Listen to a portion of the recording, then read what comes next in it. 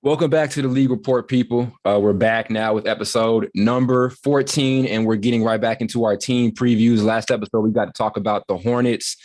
Who else did we talk about? We did the Hornets. Who else did we do? We did the Hornets, Minnesota, and Washington. Washington. Yeah. Yep. And today we're going to get into the Grizzlies, the Pacers, and the Pelicans. It's going to be really interesting. So I also did a post on Ja Morant today too. So I'm pretty excited to talk a little bit about the Grizzlies. A quick thing I want to mention. This is a stat I saw yesterday that I just ran across. LeBron, and Carl's going to like this one. LeBron James only needs to average 18 points a game over the next 2 seasons to pass Kareem for most points of all time. Does it happen? Yes or no? No. And the 18 points a game is like assuming that he's healthy or whatever. But I'm also thinking, even let's say he doesn't play 82 next season, which is not going to happen. You can go in the playoffs and pick a lot of that up to kind of offset that. You know what I mean? So that's just regular season and playoffs.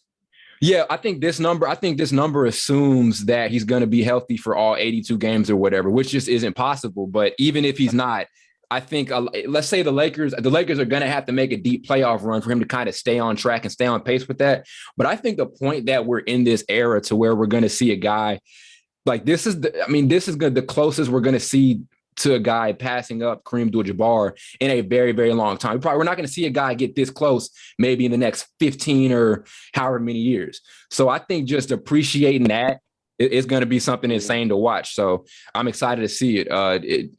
So yeah, I just wanted to mention that quick little stat there. What are you gonna say, Carl? I mean, yeah, he doesn't even view himself as a scorer. That's the crazy thing. He's a pass first player. That's what he says. Yeah. So. I mean, even in high school, that's what he claims he is. But I mean, even in high school, right? Like, what was this? One of the main comparisons in high school was Magic Johnson. One of the things people talked about the most with his game was his ability to play make and all of those things. So to kind of see him do that, score at such a high level and potentially be the highest. I mean, he's got potential to be the highest scorer of all time, with passing probably being his most favorable attribute or whatever. It's unreal. So shout out to LeBron. Hopefully he can do it. That's going to be insane if he's able to hit that feat, because that'll probably be the craziest broken record we've ever seen. Like, I think the next crazy broken record that'll have to happen would be somebody scoring 100 points in a game, which just won't happen, and we won't see that in a long, long, long time. No, so I mean, you never know. Or somebody breaking. I wouldn't be surprised.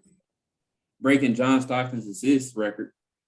Yeah, and that's another one. That's a lot. Yeah, that's another one. I mean, for him too, it's like the assist and the steals. Like, if we see, I was about to say that. Yeah, if we see a dude do that, that's unreal. I mean, we saw Russ break the triple double thing, which was a couple years back. That was seen as like flat out impossible. You know what I mean? If you saw Jason Kidd and LeBron talk about it, it was like a clip I saw. I think it was like a mixtape for his MVP season. And they're talking about how that's like an unreachable statistic. And Russ just comes in the last 5 years or whatever and averages a triple double or whatever. So even in down years. So it's just crazy. We're seeing a lot of records get broken. I'm excited to see it. Hopefully LeBron's healthy. He will be. He won't get that record though. Oh, here we go. Yeah, but it's crazy to think like players like Chris Paul, as many assists as he done dished out, and he's like not even really close to John Stockton's record. Yeah. With him, it's also like, I think with Stockton, it was the durability too, because I mean, Stockton didn't miss for so many years. Stockton didn't miss games. We've seen Chris Paul miss, extensive periods of times with injuries or whatever. So players back then used to play like all 82. That's true. Yeah. Yeah, you didn't see like load management and people really getting hurt as much as they do now. Yeah, not as many analytics. The game or the the medics weren't as smart. Well, I mean, after LeBron, let's go off players right now. After LeBron, who do you think is the most likely to come close to that all-time scoring statistic after LeBron is out of the league? Luka. I think we talked about this yesterday. Who'd you say? Yeah, I say Luka. I think one of y'all said Luka because we talked about it yesterday. I think Luka. I said Harden, but y'all said it's maybe a little bit too late for that. Yeah, he's like 32 now, so I don't know how long. Yeah.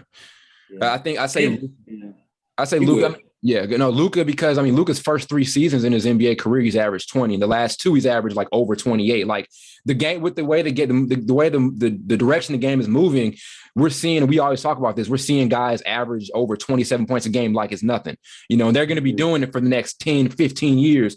So it's very likely that we kind of see an acceleration of that all-time scoring record getting broken. It probably won't take, I know I mentioned it's going to take a long time at the beginning of the episode, but it's not going to take as long. Let's say LeBron does break that record. It's probably not going to take as long. It's not going to take as much time as it did between Kareem and LeBron if that ends up happening. So, yeah, like I said, I mean, the game is moving in the direction, or the game has been in the direction where it favors scoring and all of that. So I could see, you know, I think Luka's a name. I think one of y'all mentioned Jason Tatum. We talked about it last night over the phone. I could see him possibly doing it. Would there be any other names maybe that you guys are throwing the ring? Donovan Mitchell. Yeah, I don't know, because Donovan Mitchell, he's that 23 to 25 point scorer. Yeah, he had 26 this season. Yeah, but I can't really see him scoring, averaging more points than Luka. Yeah, like Luka's gonna be. I agree. Yeah, he has the ability to. I'm not saying he can't, but that's like Jason Tatum. I see Jason Tatum has the ability to score near 30, but with the team he's on, I don't see him averaging 30 points. Probably 27 at the most, 26, and that's at the most, because Jaylen Brown got to eat too. Yeah, as long as that's a great point. As long as he's playing with Jaylen Brown, he's not going to average over, like, I mean, what did he average last season? Like 27? Yeah, 26, like 26, near 27 points. So I don't think he's going to average 30. So Tatum, I think Luka is probably the most likely name. We're trying to think if I can somebody else up. I mean, I would say, KD that's getting old though. Yeah, that's the thing. These dudes getting old. Like KD will be one that we used to think. Probably I used to think 5 years ago KD would be the one, but he gets hurt a lot and he's getting older. Yeah, so that's very true. If KD wasn't hurt, then I think he would be probably. Oh, for sure, he would. Yeah, he had like 4. KD was the scoring title dude when he was in OKC. He had like 4 scoring titles in OKC. So yeah. Him and Carmelo. Yeah. I say one. I don't know how y'all feel about this, but I thought about Zion. I don't know. He could if he stays healthy. That's likely because everything he gets is my thing is, his numbers were high this year. He averaged 27 this year. So maybe second year. Yeah. That's a lot. Yep. Yeah. And I know he had a real small sample size in his first year, but he averaged 20 in his rookie year as well. And like I said, real small sample size, but he's going to be 20 plus, 25 plus for the next, I don't know how many years. So Zion's a very interesting name you threw in there. And he may do it at like a 48, 50% clip too. He's a very efficient scorer, so. But I don't think they'll be letting him get all of those points just straight under the basket like he's getting. Man, they can't do nothing about it. Yeah. Maybe, who knows? He extends his game. He didn't shoot a bunch of threes last season. So maybe we see him, add that into his arsenal a little bit. We'll talk about that a little later when we talk about the Pels, but that's true. Yeah. Yeah, I don't know. He's just so like big and muscular, bro. I don't even know if it's comfortable enough for him to shoot a jumper. It just looks so uncomfortable, bro. It looks stiff. He has a stiff looking jumper. Yeah, like it's like people that big, like that's like the Dwight Howard trying to shoot. It just don't look right because they're so big. Yeah, we learned Dwight Howard just too strong. He shoot his free throw. He shoot his free throw from the 3-point line. Yeah, and Dwight Howard has a very pretty form too. That jump shot looks pretty good. It's just like he just can't get he can't shoot it right. Yeah, it was a story of course. Assistant coach said he had his back turned and Dwight shot a free throw. He heard a big ass boom. He said, "Damn, what was that?" He said that was Dwight shooting free throw. I didn't hear that one. He said, "Damn, what is that?" I didn't hear that one. Somebody on the team said, "Oh, that was the White shooting another free throw." Is that real? Yeah, that's a real. That's funny. Yeah, man. Shout out to Bron. Hopefully he's able to stay healthy. And I want LeBron to. If LeBron comes back and reclaims his best, if LeBron comes back out and has like an MVP caliber year, that'd be something crazy to see. Because he almost did it last season. He just got hurt. Like his start to the season, he was probably like top 3, top 2 MVP candidacy. It was like that the year before too. So we'll see what happens, man. But he didn't win it. Well, yeah. Do you think the NBA is going to give LeBron another MVP at this point? No. It's impossible. He has to score 40 points per game. Yeah. And that's not happening. Yeah. Very true. Sad and true. I don't say it's sad. I think it's what he got how many he got? 4? He got enough. He got 4. That's what it's about though. Like Steph will have to have a crazy season like he did last year, or some kind of more over the top to win it again. Yeah, that's very true. They're gonna be done giving Giannis MVPs for a minute too. Like I'm be honest, I don't see Jokic was like a 1 in a million type of MVP. I don't know if I see him getting another one. Who I remember seeing a clip of him working out yesterday, and I was like, he's been like his shape and his physical form has been in like he's gotten more fit year in. He got leaner too. Yeah, so I can see Jokic coming back and having a crazy year. You know, it also kind of I don't know. It's just what the MVP voters like. Like they had no choice to give it to him now. But normally, like if Joel Embiid stay healthy, he's more flashier than Jokic. I feel like Joel Embiid probably would have won it. I don't know because he was getting buckets before. He missed like 25 games or something. He did miss that period of time, didn't he? Yeah, that's true. That's very true. So yeah. Once again, shout out LeBron. Hopefully you're able to do it. I would love to see that, and that'll be one of the craziest things we'd witness. We would be able to. So we would witness Kobe's 60-point game in his last game of his career, and possibly the game where LeBron James passes Kareem Abdul-Jabbar for all-time scoring. That'd be insane. This is a good question. I just thought about this. I can rewrite it two ways. Do you see what's the odds of him breaking the scoring record before he maybe gets to 6 rings? Ooh, it's a good question. I tell you, he won't get to 6 rings anytime soon. Yeah, I'd say he breaks the scoring record before he gets to 6. Yeah. And I think 6 can happen. I think 6 can definitely. Because I would say 5, but I was like 5 can happen this year. Yeah, I can see 6 happening. I can see 6 happening for sure. I can see y'all getting a little too excited. Hey, he get to 6. You know what that means? 6 for 6. I mean, not 6 for 6, but 6 and 6. Yeah, that's terrible. That's horrible. That's 500. That's fine. When you take everything into context, it's really not. Yeah, it is. And look at the teams. Just be real. Like being realistic. A lot of them teams was better than his team, so it is what it is. Yeah, we all know the arguments. We all know what that comes down to. It is. Hey, so you know how it is. If he was 10-1, they'd say he lost that one. No, he wouldn't. No, I wouldn't. He can't win. He can't win like Michael Jordan did. Michael Jordan went 6-0. He went 10-1. Yeah. It's the truth. He can't. Shut up. Well, now he can't. He can't now. Oh, me. So let's get into our team previews. A team I wanted to talk about was the Grizzlies. I don't think we realized let's go back to when they drafted Ja. This was a team that was in position to kind of start a rebuild. This is after Conley was out. Was Conley out before they drafted Ja? Or was he out after? They traded him right before. Okay. Right before. So this is it. Like you think about how they started the Ja Morant era. It was rebuild mode. That's what they were going into. The last 2 years, what have we seen them do? We saw them be a playoff team. Then COVID happens. They get to the bubble and they missed the playoffs by like 1 or 2 games because there was the playing thing with the Blazers where they had to win like 2 to advance to the playoffs or whatever. So boom, right there, just almost a playoff squad. Then we see them last season. Once again, they're a playing team that gets to the playoffs. They got 5 games in the first round, but still put up. Well, I can't say they put up much of a fight, but they've exceeded expectations these last couple of years. And I think that's something we don't really talk about and we don't really appreciate about this Grizzlies team is how much they've exceeded those expectations and have worked with what they've had. And another thing is they haven't had a legitimate veteran in the locker room. Like I remember the Andre Iguodala situation where he was almost there. And then they hated him. Right. They hated him for that. And he said he didn't want to be there. Exactly. He said he didn't want to be there, and they're like, fine, we just going basically on some Thanos, we're going to do it ourselves. And then they did. They've turned themselves into one of the more fun young teams to watch. They're always kind of left out of the conversation. Like when we talk about young teams, we're always talking about Minnesota, Charlotte, maybe Houston, there's Detroit, but this team is right up there. They've proven the ability to play at high levels. They know those young guys are going to be, we talk about years and years down the road, those young guys are going to be super, super good because they've had playoff experience like Dylan Brooks and Ja. They've had that playoff experience. Yeah. Yo, boy, Dylan Brooks. That's Carl's favorite player. Yeah. That boy don't know how to foul. I mean, don't know not how to foul. Right.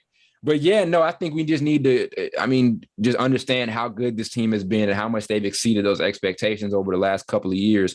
Not really much has been done this offseason with this team. Obviously we talk about the Steven Adams pickup. Blake, when you're talking about comparing Steven Adams, not having, you losing not Nikola Jokic, losing Jonas Valanciunas and getting Steven Adams, how much do you think that kind of changed this team dynamic? Like, do you think it was a help to them or do you think it was kind of like, what do you think of that transaction? Because that was probably the biggest move they made this offseason. When I say offensively, I think they kind of took a step backwards because Valanciunas is more, how do I say? How do I say this? Versatile. More spread out offensively. Mm-hmm. More spread out than Steven Adams. But defensively, I say it's a plus. I think Steven Adams is still a great defensive center. Big presence, can rebound, bruiser, basically enforcer. I think he'll be another good veteran presence. He's been to the playoffs, almost to the finals a bunch of times. So he can really teach that team that really didn't, like you said, that really didn't have that presence these past 2 seasons. Yeah, very true. Carl, what were your thoughts on it? He probably like Blake said, he probably can definitely help him. Like I see them. I'm struggling to see. I just probably think, I don't know if they could have found somebody better or not, but I definitely think he can help them. Like Blake said, I know I don't have that much to say on it, but he basically said everything I was about to say. No, and there were great points. And I definitely think offensively there are going to be some questions because this team wasn't stellar as an offensive team last season. They weren't a stellar 3-point shooting team last year. And so now you talk about losing one of the better shooting bigs, or not even one of the better, but just a really good shooting big man in Jonas Valanciunas, and getting a Steven Adams. But we talked about it last episode. This kind of adds a different dimension to that Grizzlies offense. And also, too, I talked about them in their 3-point shooting. They didn't have Jaren Jackson, who's like, as I talked about it, being a good, 3-point shooting big. They didn't have him for majority of the season. So maybe it kind of becomes like an in and out type of thing where we can have Steven Adams, be just a pick and roll big and set screens. Maybe we could see high-low situations between Jaren Jackson and Steven Adams or whatever. But we talked about it like we've never seen Ja Morant have a pick and roll big. It's always been kind of pick and pop. And so now, you can add that into your game, and we'll see how much of the offense that opens up. But I think it was a decent move. And you mentioned, defense, as a rim protector and all of that, a guy who can anchor. And as you mentioned, I think that experience is something that they just really, really haven't had these last couple of years. Like their rotation are super, super young guys. Yeah, he's strong as hell too. He's Aquaman. Yeah, strong. Look just like Jason Manoa or Jason Moore. Aquaman. Yeah, but I thought it was an underrated move, and I like I said, I like his IQ and what he brings to the table as far as experience goes. Like I said, they didn't really make that major offseason transaction or offseason move, but I think it was a really solid pickup for them. And I'm just, like I said, I'm just a fan that they were able to add like different dimensions, to their offensive game. Now they can run pick and roll, and I think he's also going to give them a major plus on the rebounding edge as well. And as they've always been, they were a pretty solid defensive team the last couple of years. So having him, as Blake mentioned, gives you another dude who can enforce and keep guards out of the paint and that type of stuff. So Steven Adams was a solid pickup for him. So what are you going to say, Carl? Yeah, I think everything's predicated too on Jaren Jackson's health. Yeah, because I feel like they're just waiting for him to stay healthy at least probably 50 games, 40 games in a row. Because every time I feel like he just starts playing well, it's like at the 20-game mark he gets hurt or something like that. So I think everything's predicated on him staying healthy too. I agree. That was a major, and for them to also be that solid last year when he was out, like they were a solid team the entire season. I know they ended up just being a playing team, and they were probably worse last year than what they were the year before, but still they stayed solid and they stayed on top of things. And even when they brought him back into the lineup, he really didn't catch much of his rhythm or whatever. Like we never saw the best version of Jaren Jackson last season, but they were still able to manage. So, definitely, I agree. Definitely him staying healthy is going to be super, super, super important, for this team. Also, too, let's talk a little bit about Ja Morant, and let's talk about how much I don't think people really grasp how great he's been the last couple of years. We always talk about it. Me and Carl always talk about his scoring numbers and how they look in the regular season, but you have to give him credit when he gets into those big, like play-in or elimination or playoff games.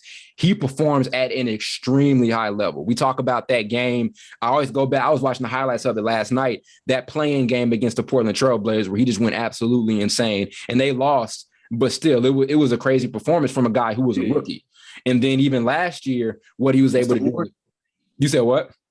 That other play-in game, what you was talking about. Yeah. And even last year in the playoffs, what he was able to do against Utah, he had some very, very good games and was able to kind of slice that interior defense up at times. And obviously they didn't win, but he was super impressive. So, Carl, talk a little bit about, your thoughts on Ja Morant and what type of steps you want to see him take, from last season into this season.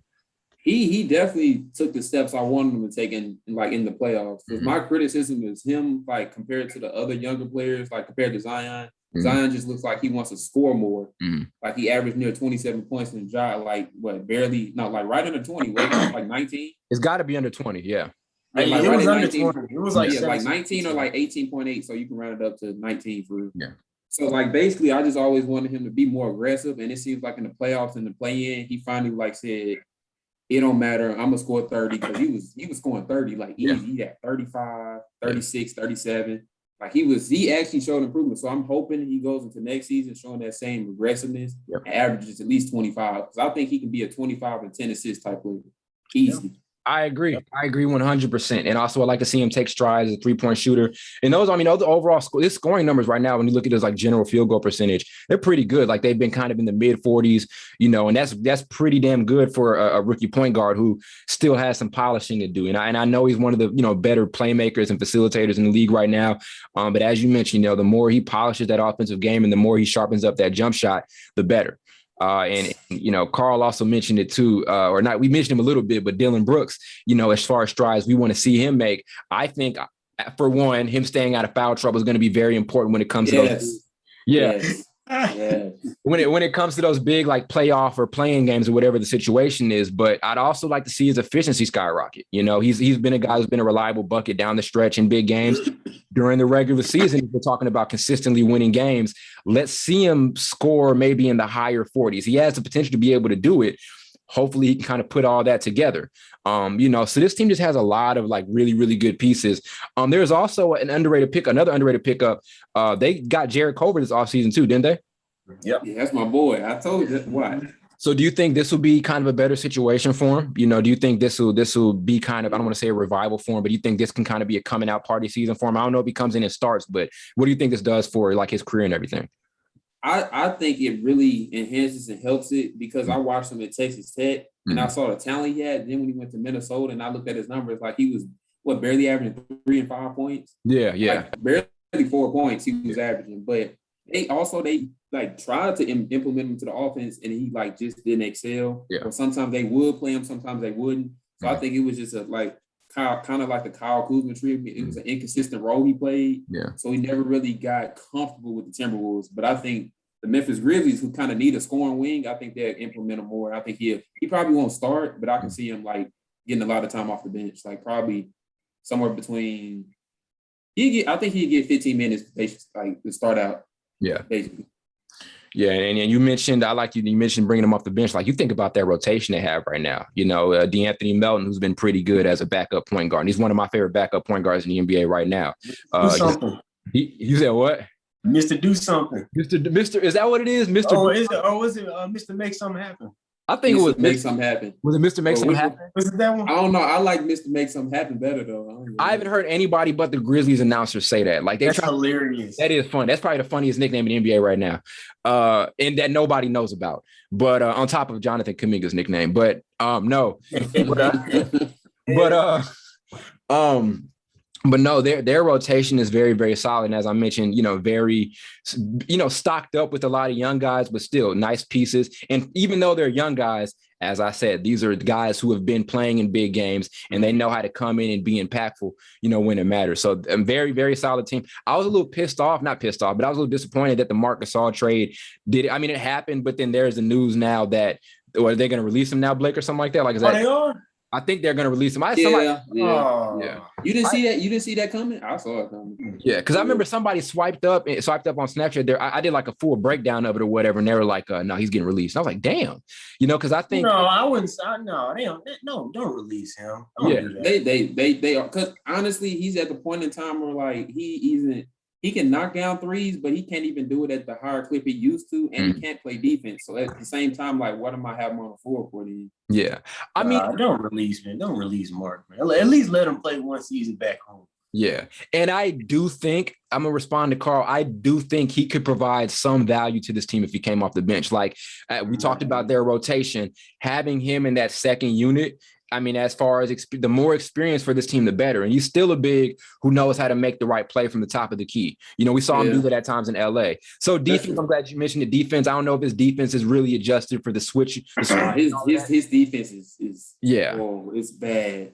Trust me, I would know. Well, I mean, he what is he, 38, 37 now? Yeah. He's got maybe. Is he 38? I don't know how old he is right now. I just play in my head. I just play back in my head. I just don't know how he won Defensive Player of the Year. I don't know. Yeah.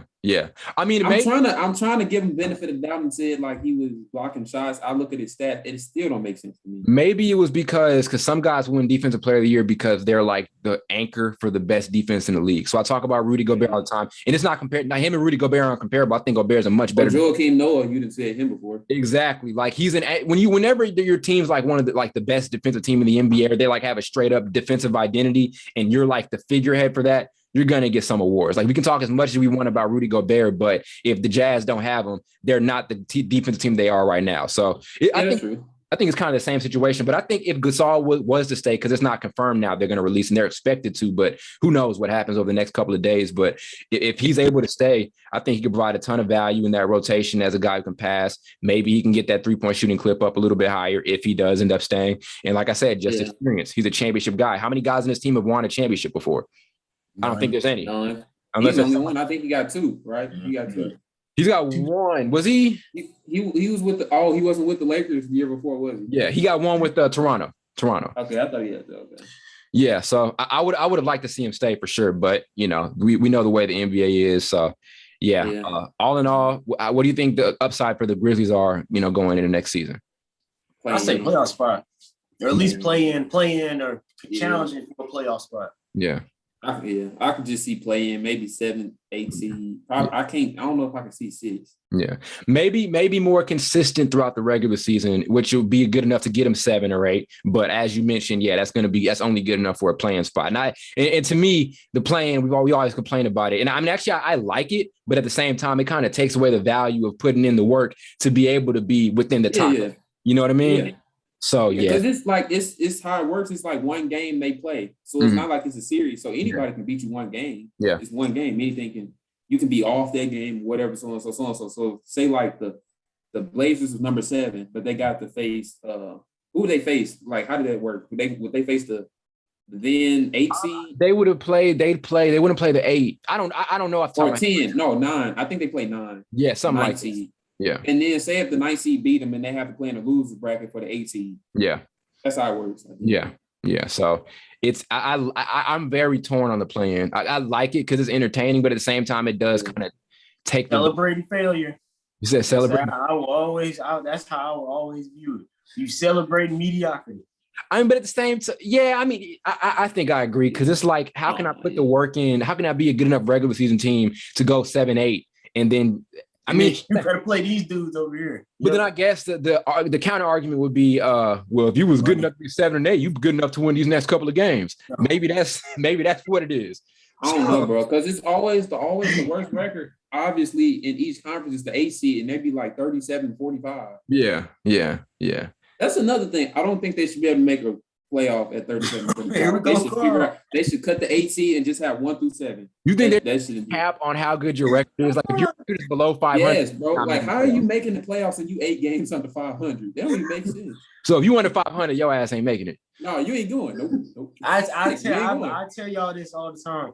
I would hate to be, if Carl was a coach, I would hate to play for him. Everybody. You ain't know my team. I hate to play for him. We don't want to. One day, that's how. One day I might like you as a player. The next day I want to curse you know what out. So, I'm just Carl in our group chat, bro, and we talk when we're watching the game. It is the fun. That dude, Carl, will talk about like, oh, this dude suck and all that stuff. So he turn it on and turn it off. It's hilarious. It's hilarious to me. Oh yeah, no, I used to have that. Too. You can tell him how I said. I said that dude ass. That dude ass. He suck. You look up a hater on Google. Carl gonna come on. Probably. I said they need to cut this nigga. That's what I said. Carl like, oh my god. FaceTime with Carl when a game is on is hilarious. Oh, don't let it be football. I remember it's Tom Brady got the Tom. And he called me and Blake. He said, man, this dude back to the Super Bowl again. I said, this dude bad as I don't know what. Man. I don't blame him. When Tom Brady retired, I throw a party. Y'all wild. I called him. I said, man, this dude did it again. That's exactly how I said it. He sure did. That was hilarious.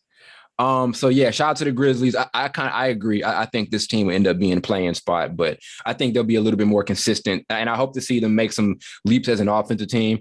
And also let's see what the addition Steven Adams does for them defensively. I know he's not a great switch defender or whatever, but hopefully he can kind of anchor that paint a little bit and give them some better rim protecting, maybe, than what Jonas Valanciunas was giving them. Yeah, he will. He is threatening the paint for sure. He definitely is. On to the subject about Jonas Valanciunas, the Pelicans just got him. So Pelicans are another really, really weird team. We talk about how much talent they've had over the last couple of years. Like even think about the Alvin Gentry days, having Anthony Davis and DeMarcus Cousins out there with Drew Holiday. And remember that entire thing, and they never really made anything out of it. Now for a couple of years, they've had a pretty talented squad. Talk about year one under Stan Van Gundy, right? Not Stan Van Gundy. Year one after the Lonzo trade, when that sent Lonzo and Josh Hart and Brandon Ingram there. They had a point in time where they were really good in the regular season. COVID hit, and then they get to the play-in and they suck in, or they get to the bubble and they suck in the bubble. And then now we look at them last season.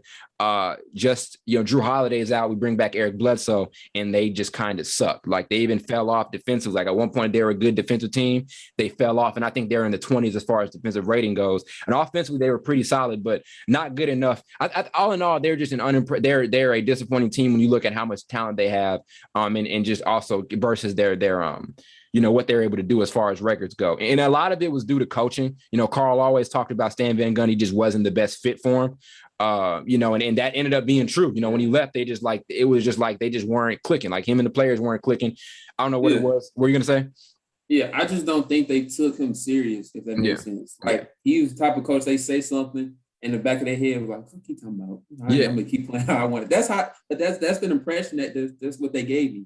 Yeah, I mean, it was like that in Orlando too. Like there were some issues that Dwight wasn't taking him seriously or whatever, and even so, like maybe also his coaching style was a little bit too old school for those players. Is he a modern NBA coach? I mean, you think about the Orlando Magic offense. That's not a 2021 NBA offense. That's dinosaur. That's dinosaur offense. Yeah, that's a 1994 offense. Yeah, like when you're running your offense solely through your big, and I get it, but it's just not the game right now. You know what I mean? It depends on your personnel. Like they don't have a Joel Embiid, obviously. So, or don't have a Nikola Jokic who's like a stellar passer, who's like a top 5 passer. And the point that he's a big man. So, I mean, I nothing close to it. Yeah, and I think no, that was one of their issues. And also you talk about, I just never was a big fan of the Lonzo fit with Eric Bledsoe. Now let's talk about their transactions they made, the losing Lonzo in free agency. And the biggest pickup they probably made was picking up Devontae Graham. Carl, like how much do you think the pickup of Devontae Graham makes them better relative to last season when Lonzo was their starting point guard? From a scoring standpoint, he's a better scorer than Lonzo, but as far as being an actual point guard, obviously Lonzo is better. Yeah. So it can kind of be a cancel out type of thing. Like he's better in one spot, but he's not as good as Lonzo is probably defense and facilitating the ball. So it's probably a good pickup for losing, for one to get rid of Lonzo, but it's like, did you get that much better? Yeah. On offense, you might have, but you still have Brandon Ingram who's going to have the ball more than Devontae Graham. I agree. So it's What about you? Yeah. What about you, Blake? I agree with Carl. I mean, you don't really, it's kind of a balance out thing. You don't really get worse or better. Mm-hmm. I say the thing you're kind of lacking is that expert playmaking. But playmaking that Lonzo brings in defense. But I guess Devontae makes up with that with the scoring. But it's either way. Yeah, it's either way. You can go either way with it. Yeah. Let me give Devontae a little credit here. I think as a facilitator, he's shown some pretty good stuff over the last couple of years. Like I think that's one underrated part of his game. And also like you guys mentioned, I mean, like I mentioned earlier, this team wasn't great offensively.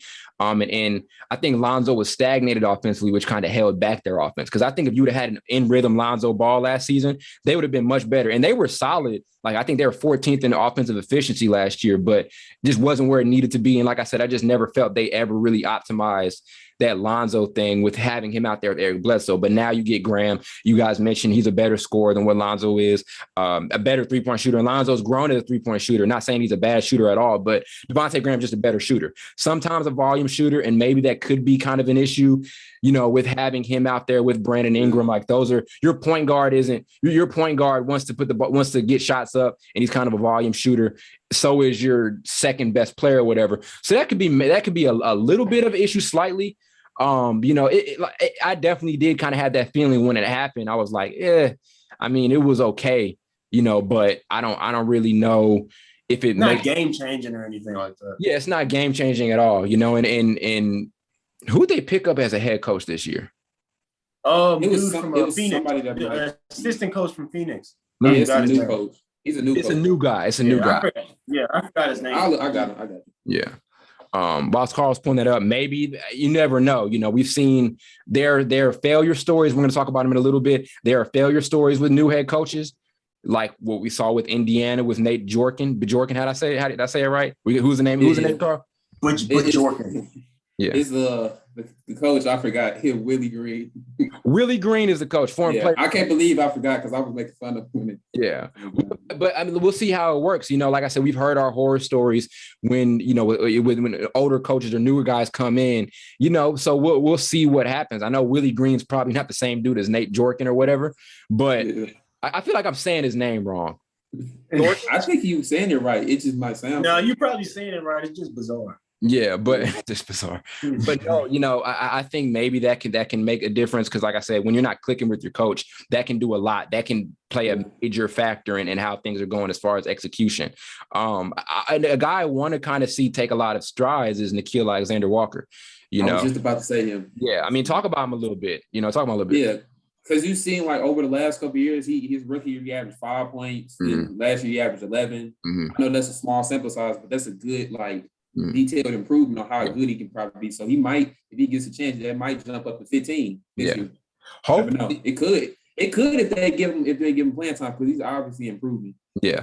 And it's interesting because that point guard situation they're in, like they can do a lot of different things. Like if they're going to be lineups where Devontae Graham's playing the 2 and we bring in Nickeil Alexander-Walker and kind of let him handle the point, which he can 100% do. But we also can't forget about Kyra Lewis. He showed some solid stuff in his rookie year.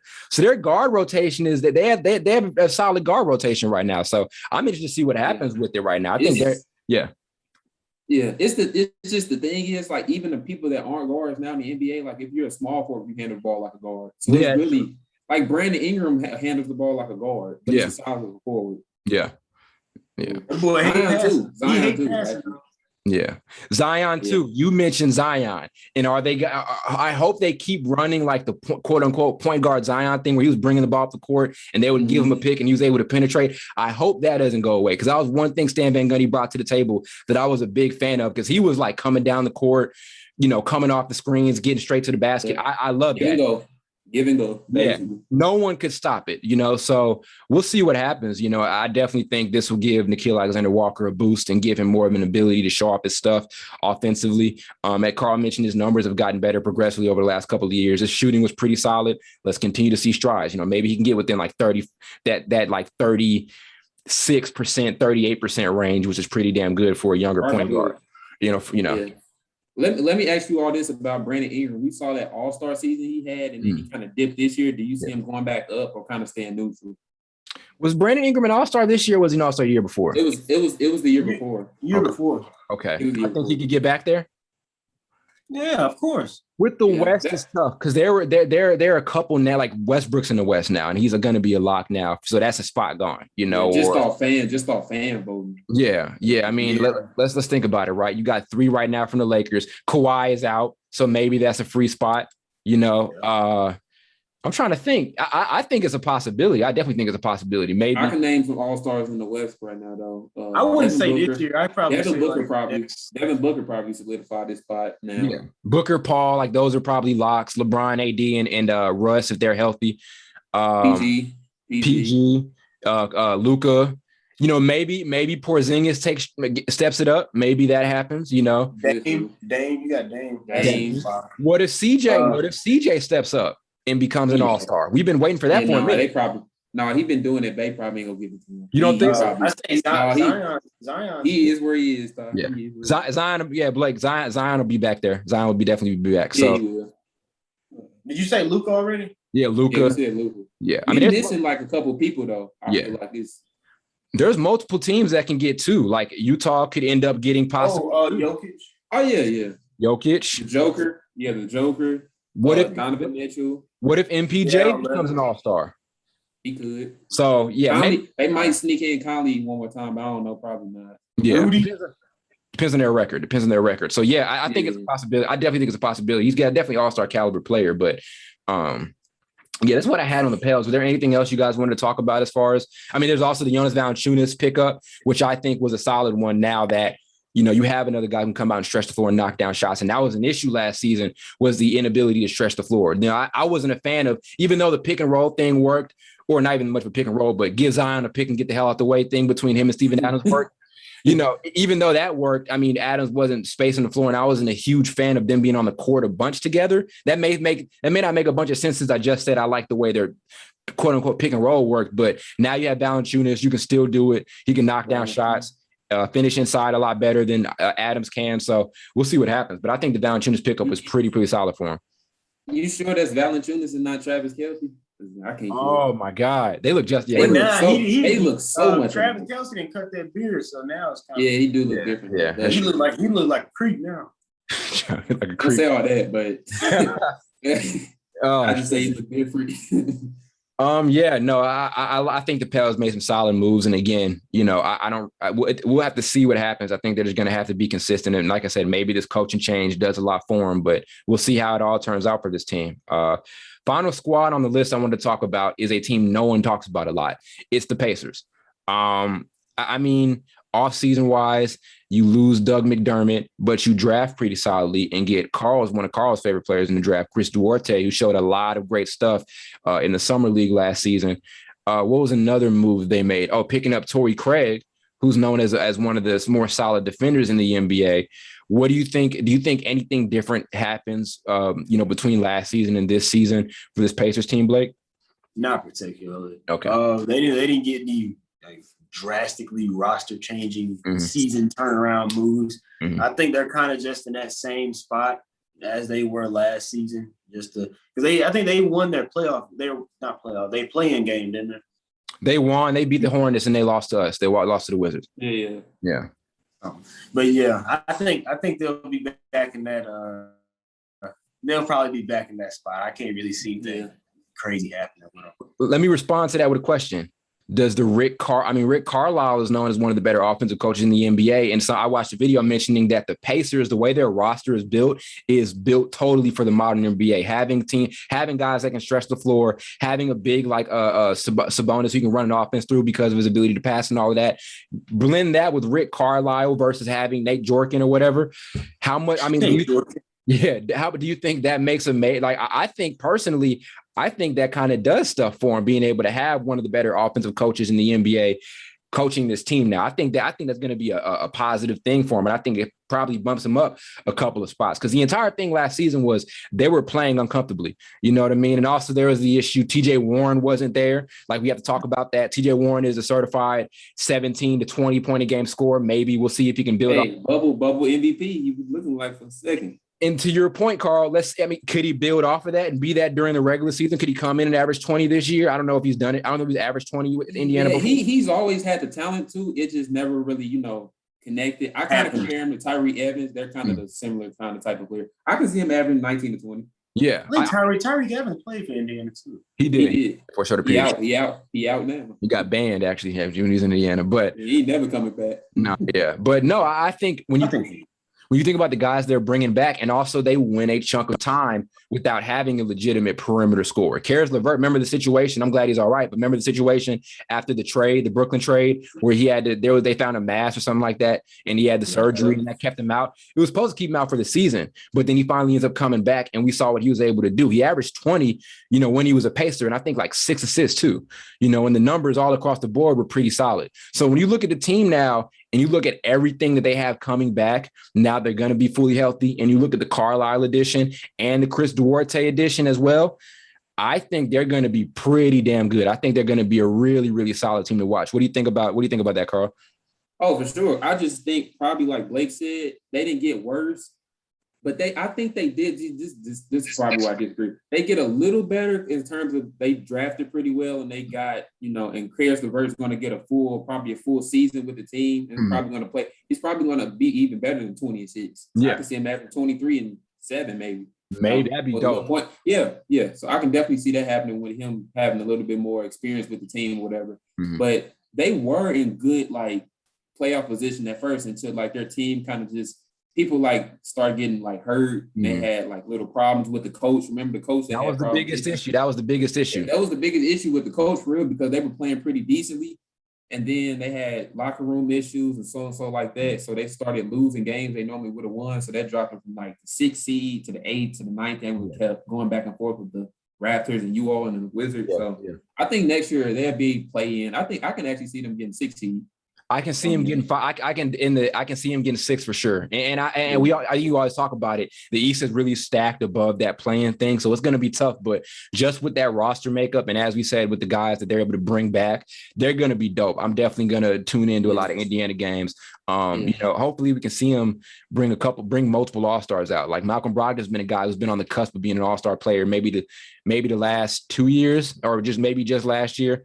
Probably last 2. Yeah, he's been on the cusp of it, and who knows, like, Karis LeVert, you mentioned if he takes that jump from a statistics standpoint, he can probably, this team has potential to bring out 3 All-Stars, They could, especially in the East, bro, because I just feel like even 20-6, he can probably do better than that, just in terms of being with the team longer and having the full season under his belt with the Pacers. But I feel like the Pacers, people forget, I feel like they are the true definition of a 3-and-D team that has offense.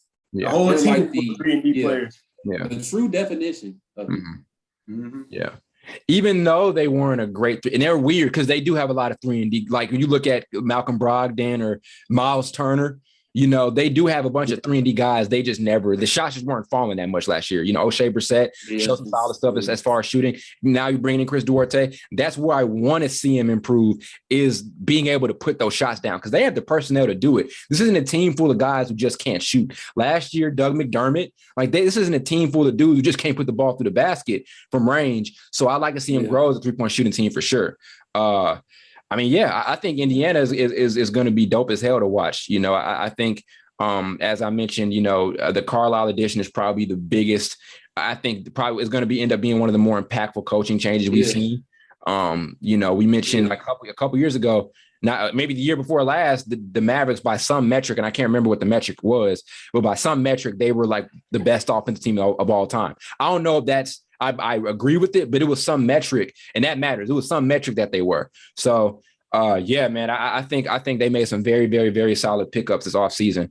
And they'll be fine. The crazy thing is, like, Rick Carlisle used to coach the Pacers. I don't think a lot of people knew that before he coached. He coached from like 2003 to 2007. You told me. Was this after Larry left? Yeah. Okay. This was right after Larry? A lot of people don't know that because when I saw him like go back to the Indiana Pacers, I saw someone on Instagram was like, "Thanks for coming back." So somebody made a graphic. I was like, "What they mean?" Then I looked it up on Wikipedia. Right, I didn't know nothing about that. 2003 to 2007, he coached them, and then he went to he ended up going to the Mavericks after that. Obviously. Now, was that his first team that he coached, Indiana? Yeah, as a head. No, his first head coaching job was the Pistons. I didn't even know that either. I didn't know that at all. Wow, I didn't know that. Wow, that's good information. Dang, so when they went to like the conference finals and everything before they started winning a championship, he was actually their coach. When they were winning, Like when they went to conference finals, I'm saying that Detroit Pistons. Yeah, with that team. Yeah, okay, I remember. I'm not saying like when they went to the finals. I'm just saying when they went to the conference finals. Okay. But actually, no, because they won championship like in 2002 or 3, right? They won. The Pistons. Yeah, the Pistons won in 2002.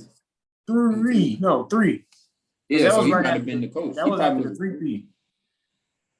I gotta look it up. Look it up because I didn't know all that. No, yeah, they won because he wasn't okay. Yeah, he wasn't a part of that team when they coached. Yeah, Lakers went 2000, 2001, 2002. Then the Pistons, and then I think the Spurs. Or am I tripping? Or was it the Pistons again? Yeah, I think it was the Spurs then the Pistons. Spurs. Then 2005 was I know 2000. I can remember it's 2006 was Heat. 2006 was Heat. Yeah, 2007 was the Spurs. Yeah, but I think the year after he left to go to the Pacers, Detroit won. Okay, that's probably what it was. That's what happened. Okay. Yeah, I wasn't sure. I wasn't sure. I didn't know much about his coaching history before Dallas, but yeah, I think that was a really, really big move for them. And like I said, I mean, maybe like same thing with New Orleans. Maybe just that coaching change is the big move that changes a lot of stuff for them this season. Maybe it is what it is. You never know. We've seen it happen. We've seen a coach come in and just change stuff. Nate McMillan. All respect to Lloyd Pierce because he was key in Trae Young's development, but Nate McMillan took it to a different level, an entirely different level. You would talk about how he freaking coached Indiana. I just remembered that. Remember, they kind of threw him under the bus, and then now they sucked under. Now look at him. So we've seen it, and hopefully we can see it with the Celtics. I'm not saying Brad Stevens was a bad coach, but hopefully we can see it with them. So yeah, I mean, those are my thoughts about Indiana. Was there anything? You just made a point. We seen with Nate McMillan. We seen at a higher level with Steve Kerr. Obviously, up from Mark Jackson. Mm-hmm. We've seen what's another one? I just thought about him too. It's another team that was a coach that just comes in and just changes everything. I had the other team in my head. I forgot. Did you say New York? Yeah. Oh, Monty Williams. It took him a couple years. So the Hornets. But Tom Thibodeau. I'm glad you mentioned Tom Thibodeau. Just comes in last season and they. No major roster changes, and then they just become and just start winning. Yeah. Couple draft picks, but no major transactions. So yeah. Now let's see what he does with these transactions. Yeah, man. Let's see what happens, bro. Fans, y'all are something else. I just say that. Yeah, they got something to be happy about. They have something to be actually pretty happy about. They do, but they be kind of going overboard. Like y'all know, y'all ain't be no Brooklyn Nets, so no, it ain't happening. That's what we got for you guys. Don't forget to like. Or are we gonna say Blake? Oh no, I remember we was talking about Detroit. I was about to say Detroit won't see it, but I don't think Detroit will win another title for a while. I just wanted to sneak that one in. I can see winning one in 2 years. That's the crazy thing though. Like we never would have thought Toronto ever would have won the title. Yeah, right? That's crazy. And everything fell in their hand. You never know. They may win one. People get hurt. Certain stuff happens in the windows open. Mm-hmm. Right. You never know. I can see them winning one in 10 years with what they're doing right now. I can see that with what they're doing right now. I've never seen a Bucks. I would never think of Bucks. I want to see them win another one. Me too. Y'all don't forget to like and subscribe on YouTube. Download us on Apple Podcasts and Spotify. What's the number we're trying to get at right now, Carl? On YouTube? We're trying to get to 200. We're currently at 128. You all been slowly, inclining, going up. I need y'all to make it go up like this though, not like this. I want to go faster. So, we went from 90 to 120 super fast and we kind of been a little stagnant. So help us get to 200. We have 128. I would appreciate it. We would appreciate it. So yeah. And keep downloading Apple Pod, Spotify too. Keep on downloading. Thanks for watching, and we will see you all on. God damn it, we'll see you all on Thursday morning. Yeah. Friday. One more thing. Rams play tonight. Yes, sir. That's a dub. First home game. Matthew Stafford. He's better than Jared Goff. Jared Goff sucks. I don't care. Nobody tell me he don't suck. He all right, but Matthew Stafford better. Go Rams. Go Rams. Let him know, Carl. Let him know. Let him know. We'll see y'all next time.